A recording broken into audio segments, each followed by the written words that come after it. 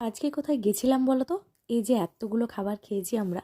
তো যাই হোক, আজকে হঠাৎ করেই এখন বাজছে 7টা, তো সন্ধে 7টা, তখন আমি আর আমার ভাই প্ল্যান করলাম যে আজকে একটা জায়গা যাওয়া যাক। তো যাই হোক, আমি আর আমার ভাই প্ল্যান করে স্কুটি নিয়ে বেরিয়ে পড়লাম হঠাৎ করেই, মানে জাস্ট 15 মিনিটে প্ল্যান হয়েছে, তারপর হঠাৎ করেই বেরিয়ে পড়লাম। তারপর ভাবলাম আমরা পাপ্পু ধাবা যাব।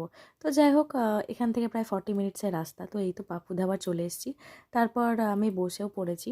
তো এই যে আমার ভাই ভিডিওটা করছে, তো দেখো জাস্ট তোমাদেরকে দেখাচ্ছি। তোমরা তো মুর্শিদাবাদে যারা থাকো তারা তো ডেফিনেটলি চেনো, কারণ তারা প্রায়ই এখানে যাওয়া আসা করো। আমিও এখানে অনেকবার গেছি।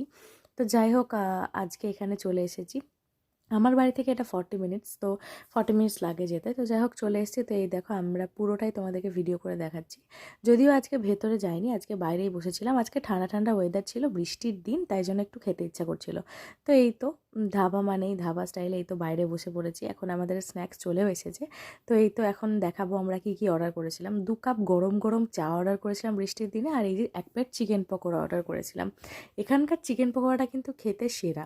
তো যাই হোক, সেটাই ভিডিও করে দেখাচ্ছিলাম তোমাদের সাথে।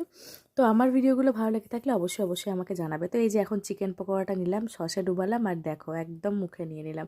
এত সুন্দর চিকেন পকোড়াটা ছিল, মানে এত সফট অ্যান্ড ফ্লাফি ছিল। আমার তো সেরা লাগে, মানে এত সুন্দর এখানকার খাবার দাবার। এখানকার অন্যান্য দৃশ্যও আমি ট্রাই করেছি, মাটন থেকে শুরু করে সব কিছু, বাট আমার কিন্তু সেরা লেগেছে। তো যাই হোক, এরপর একটু চা খেয়ে নেব। আর বৃষ্টির দিন, ঠান্ডা ঠান্ডা সেরা ওয়েদার ছিল, তো ভালোই লাগছিল। তারপর আমরা মেন কোর্স অর্ডার করে নিয়েছিলাম। তো মেন কোর্সে অর্ডার করেছিলাম হচ্ছে বাটার রুটি, আর এই যে এটা হচ্ছে চিকেন তন্দুরি মশালা, নতুন একটা আইটেম। ওরা বললো খুব ভালো, এটা নাকি খুব স্পাইসি হয়। ওরাই সাজেস্ট করেছিল, তাই জন্য আমরা অর্ডার করে নিয়েছিলাম। তো এই তো দেখে খুব টেস্টি লাগছে, তো এখন খাবো। তো তার আগে একটু ভিডিও করে নিচ্ছিলাম, আর আমি ভাইকে বলছিলাম যে তাড়াতাড়ি খা, বাড়ি যেতে হবে, কারণ অলরেডি তখন 9টা বেজে গেছিলো।